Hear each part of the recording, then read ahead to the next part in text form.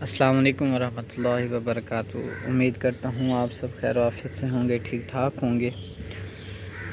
معزز سامعین، آج کی جو میری ویڈیو ہے اور جو اپنی ویڈیو کے ذریعے میں آپ تک پیغام دینا چاہتا ہوں وہ ہے صحت، ہیلتھ۔ اللہ تبارک و تعالی اور اللہ کے رسول صلی اللہ علیہ وآلہ وسلم کے جو ارشادات ہیں، فرمودات ہیں، وہاں سے بھی ہمیں صحت کے بارے میں بہت کچھ پتہ چلتا ہے۔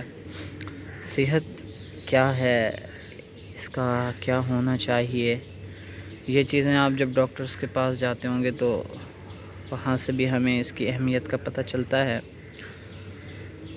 آقا علیہ الصلوۃ والسلام کے کئی ارشاد ہیں جن میں صحت کی اہمیت اور انسان کو اپنی صحت کو برقرار رکھنے، صحت مند رہنے کی ترغیب دی گئی ہے۔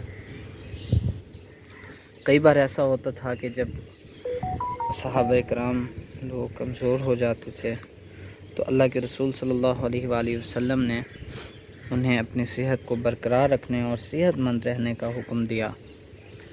سب سے بڑی بات یہ ہے کہ جب انسان صحت مند ہوگا، اس کی جان میں جان ہوگی، طاقت ہوگی، تو اللہ تعالیٰ کی عبادت اچھے سے کر پائے گا۔ یہ بات سمجھنا کوئی اتنی بڑی مشکل نہیں ہے۔ اگر ایک انسان ایسا ہے جو قیام کر سکتا ہے، رکوع سجود آرام سے کر سکتا ہے، وہ قیام اللیل کر سکتا ہے، وہ راتوں کو اٹھ سکتا ہے، تو اس کے لیے عبادت کرنا بھی آسان ہے۔ پھر وہ چاہے تو 2 منٹ کا قیام کرے، اس کے لیے مشکل نہیں، وہ چاہے تو 20 منٹ کا قیام کرے، اس کے لیے مشکل نہیں۔ بنسبت ایسے شخص کے کہ جس کے جسم میں جان ہی نہیں، جس کو 6 بیماریاں لگی ہوئی ہیں، اس کا جسم تندرست نہیں، اس کی صحت ٹھیک نہیں، تو اس کا حال آپ یہ دیکھ سکتے ہیں کہ وہ نہ نمازیں ٹھیک سے پڑھ سکے گا، نہ وہ قیام کر سکے گا، نہ رکوع سجود کر سکے گا۔ نماز سے ہٹ کر دیکھا جائے تو روزہ آ جاتا ہے۔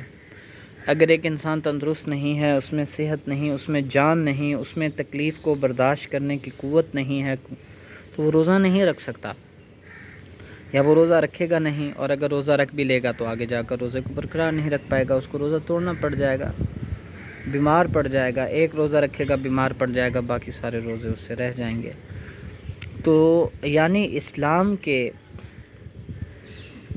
جو اعلیٰ ترین عبادات ہیں اسلام نے ہمیں بتائی ہیں، ان میں سے روزہ دوسرے نمبر پہ آتا ہے تقریباً۔ نماز ہے، روزہ ہے۔ روزہ بھی مطلب اگر طاقت نہیں تو نماز نہیں، جسم میں طاقت نہیں تو روزہ نہیں، وہ کیا کرے گا؟ اس لیے تو کہتے ہیں کہ جان ہے تو جہان ہے۔ جہاں تک اسلامی عبادات کا ایک تعلق ہے، خیال ہے، تصور ہے، تو اس میں بھی انسان میں طاقت کا ہونا لازم ہے۔ اور اگر ہم دنیا داری کو دیکھیں، حلال رزق کی تلاش دیکھیں، حلال رزق کو کمانے کی طاقت انسان میں اگر نہیں تو وہ حلال رزق نہیں کما سکتا، وہ اپنے بیوی بچوں کا پیٹ نہیں پال سکتا۔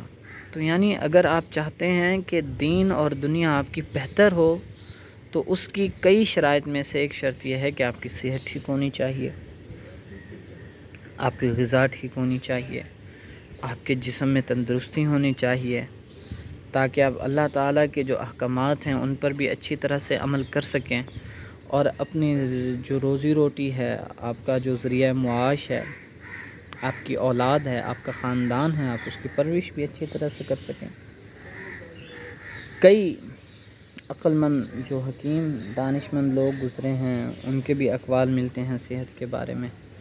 اگر آپ کی صحت اچھی نہیں تو آپ کا دین نہیں ٹھیک رہ سکتا، آپ کی صحت اچھی نہیں تو دنیا نہیں چل سکتی، اگر آپ کی صحت نہیں تو آپ کا گھر نہیں چل سکتا، اگر آپ کی صحت ٹھیک نہیں ہے، آپ کی صحت ٹھیک نہیں ہے، آپ کا جسم ٹھیک نہیں ہے تو آپ کا خاندان نہیں چل سکتا۔ وہ ان چیزوں کو آپ سوچیں، ان چیزوں کا خیال رکھیں، اپنی صحت کا خیال رکھیں۔ اللہ تعالیٰ سے دعا ہے کہ اللہ تعالیٰ ہمیں اپنی اس نعمت سے مالا مال فرمائے۔ صحت ایک نعمت ہے، اللہ تعالیٰ کی طرف سے نعمت ہے کہ ہماری صحت پر ہماری پوری زندگی کا دار و مدار ہے۔